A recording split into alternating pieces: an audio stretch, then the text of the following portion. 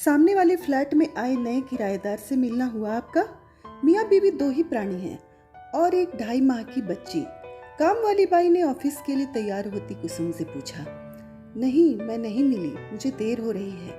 अपना पर्स संभालती कुसुम कॉरिडोर में आई तो सामने के फ्लैट से एक युवक को बाहर आते देख उसने अनुमान लगा लिया कि यही वह नया किराएदार है जिसके बारे में बाई बता रही थी। कुसुम कैब में बैठने लगी तो वह भी हड़बड़ाते हुए उसके पीछे पीछे आ पहुंचा। कैब शेयरिंग के लिए जब उसने कुसुम के ही ऑफिस का पता बताया तो कुसुम कुछ हैरानी से उसे टटोलने लगी। ऑफिस के गेट पर अपनी सहयात्री को भी अपने साथ उतरता देख वह युवक एक बार तो चौंका, पर फिर अपना बैग उठाकर चलता बना। कुसुम को वह थोड़ा हैरान परेशान लगा। ऑफिस पहुंचकर कुसुम काम में डूबी तो फिर सीधे शाम को ही सिर उठाने की फुर्सत मिली। वह कैब में बैठने ही वाली थी कि वह सवेरे वाला युवक फिर हड़बड़ाहट में उसके पीछे पीछे पहुंच गया और कैब में सवार भी हो गया। कैब रवाना हुई तो इस बार उसी ने वार्तालाप छेड़ा। मैं अनीश हूँ।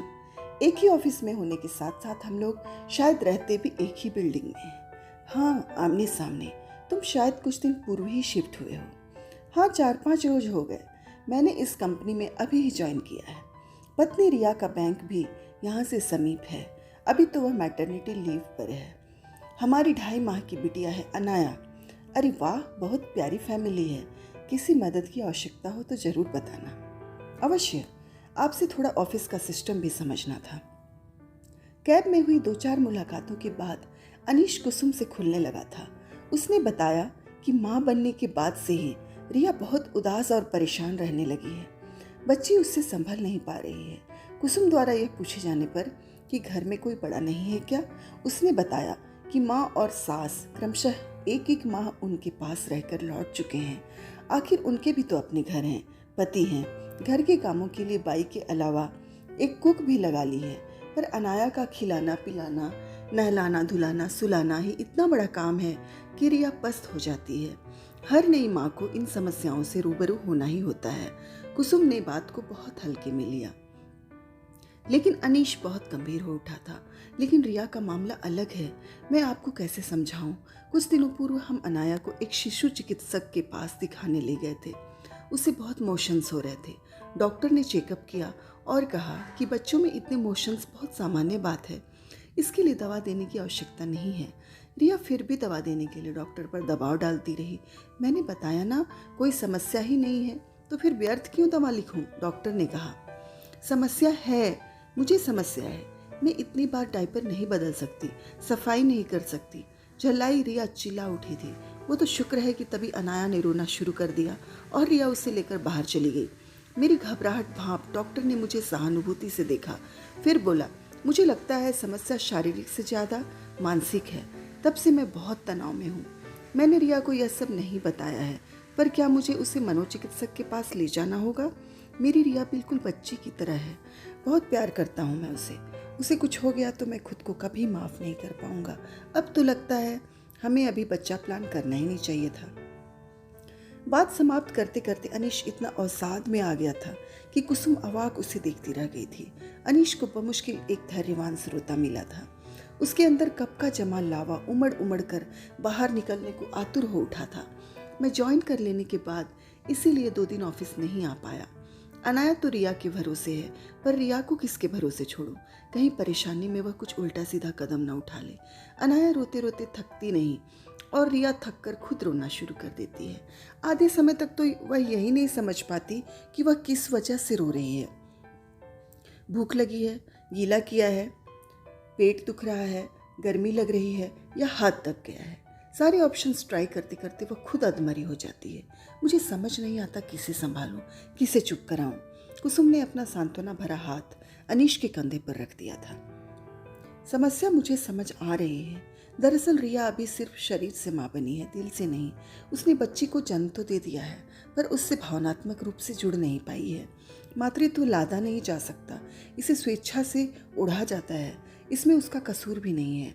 पहले वह निहायत स्वच्छंद जिंदगी जी रही थी। मर्जी से उठना, कुछ भी खा पी लेना, पहन लेना, घूमना, ऑफिस जाना, तुम्हारा एक छत्र प्यार पाना। पर मातृत्व धारण करने के बाद अब उसका सब कुछ बच्ची पर निर्भर हो गया है। उसे उसी की नींद सोना होता है, उसी की नींद जागना होता है, उसके हाजमे के ख्याल से खाना पीना होता है, उसे फीड करा सके इस हिसाब से पहनना होता है। बच्ची का पूरा ताम झाम लाद कर कहीं निकलना, इससे तो घर में ही रहना उसे बेहतर लगने लगा है। फिर तुम्हारा प्यार, वह भी उसे उसके साथ बांटना पड़ रहा है। पर मैं तो, यह सब रिया का दृष्टिकोण है, जिसे प्यार से, नरमाई से और भरपूर सहयोग से तुम्हें ही बदलना होगा। पर घबराओ मत, मैं तुम्हें पूरा पूरा सहयोग दूंगी।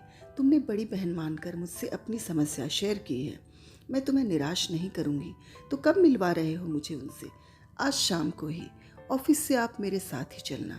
वादे के मुताबिक कुसुम शाम को अनीश के संग उसके घर पहुंच गई।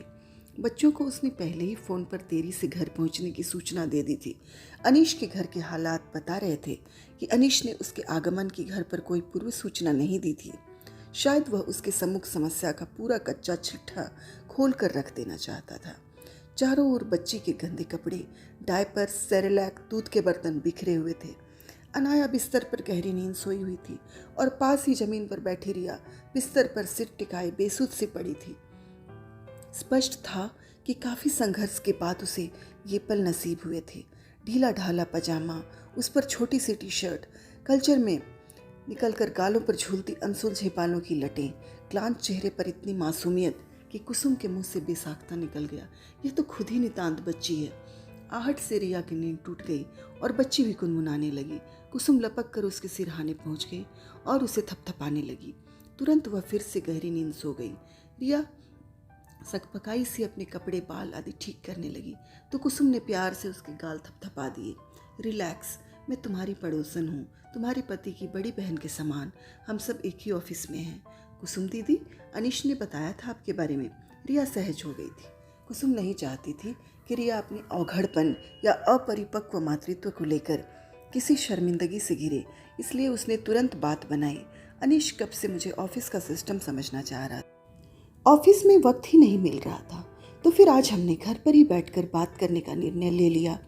तुम्हें कोई परेशानी तो नहीं? अरे नहीं रिया, तुम्हें अपनी कुछ पर्सनल शॉपिंग करनी थी ना, तो मैं घर पर ही हूँ। अनाया भी सो रही है, तुम हो आओ। अनीश बोल उठा। रिया ने अविश्वास भरी नज़रों से पति को घूरा। पीछे से जग गई तो? मैं संभाल लूँगा। अनीश की जुबान लड़खड़ा रही थी। उसे खुद भरोसा नहीं था कि वह कर पाएगा। रिया को वैसे अकेले शॉपिंग करना पसंद था, क्योंकि अनीश जल्द ही उकता जाता था, किंतु अनाया के होने के बाद वह कभी भी अकेले शॉपिंग के लिए नहीं निकली थी। अनीश उसके बगैर भी अनाया को संभाल सकता है, उसे यकीन नहीं था। मैं हूं ना, मैं मदद कर दूंगी। क्लांत रिया में अचानक बिजली की सी फुर्ती आ गई। 5 मिनट में ही वह तैयार होकर पर्स झुलाती आ खड़ी हुई। चुस्त जीन्स, खुले बाल, लिपस्टिक लगे होठों में वह बला की खूबसूरत लग रही थी। चंद मिनटों में ही उसका कायाकल्प हो गया था। अनीश तो उसे अपलक निहारे ही जा रहा था। तुम्हारी ही बीवी है, कुसुम ने चुहल की तो दोनों ही शर्मा गए। अगले दिन ऑफिस में अनीश कुसुम से आकर मिला तो खुशी उसकी रोम रोम से फूट पड़ रही थी। डिलीवरी के बाद मुझे कल पहली बार अपनी रिया में पहले वाली रिया का अक्स देखने को मिला। शॉपिंग बैग से लदी फदी वह बेहद खुशनुमा मूड में कल घर लौटी। बाजार में उसकी सहेली मिल जाने से उसका शॉपिंग का मज़ा दुगुना हो गया था। प्रसूति के बाद उसने पहली बार अपना मनपसंद स्ट्रीट फूड पपड़ी चाट खाई।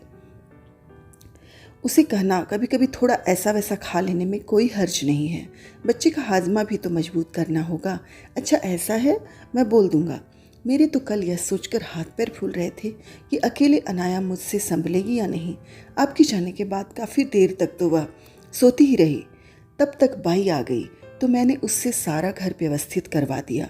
दरअसल मन में यह संबल था कि कुछ कदमों की दूरी पर ही आप मदद के लिए मौजूद हैं। एक मदद और चाहिए थी। 2 दिन बाद मदर्स डे है। मैंने अनाया की ओर से रिया के लिए यह कार्ड तैयार किया है। आप बताइए, यह उसे पसंद तो आ जाएगा ना? मुख पृष्ठ पर रिया की गोद में अनाया की बेहद प्यारी तस्वीर थी। अंदर का विवरण इस प्रकार था। मॉम, आपकी ज़िंदगी की पहली प्राथमिकता बनकर मैं बहुत गौरवान्वित महसूस करती हूँ। जानती हूँ मुझे बड़ा करने में आपको बहुत कष्ट उठाने पड़ रहे हैं, बहुत समझौते करने पड़ रहे हैं, पर क्या करूँ, मैं पूर्णतः आप पर निर्भर हूँ। आप सबकी जगह ले सकती हैं, पर कोई आपकी जगह नहीं ले सकता, आपकी अनाया। बहुत मार्मिक भाव अभिव्यक्ति। यदि अनाया बोल सकती होती तो सचमुच यही कहती। कुसुम ने अनीश को प्रोत्साहित किया। उत्साहित अनीश को अब बेसब्री से रिया की प्रतिक्रिया का इंतज़ार था। मदर्स डे के दिन हैप्पी मदर्स डे लिखा केक काटते रिया सचमुच भाव विभोर हो गई थी। फिर जब अनीश ने अनाया के हाथ से उसे कार्ड पकड़वाया तो वह आश्चर्यचकित तुरंत उसे खोलकर पढ़ने लगी। पूरा पढ़ते पढ़ते रिया की आंखें नम हो गई थीं। लपक कर उसने अनीश की गोद से अनाया को लगभग छीन ही लिया और सीने से चिपका कर ताबड़तोड़ चूमने लगी। रिया आज सही मायने में अनाया की मॉम बन गई थी।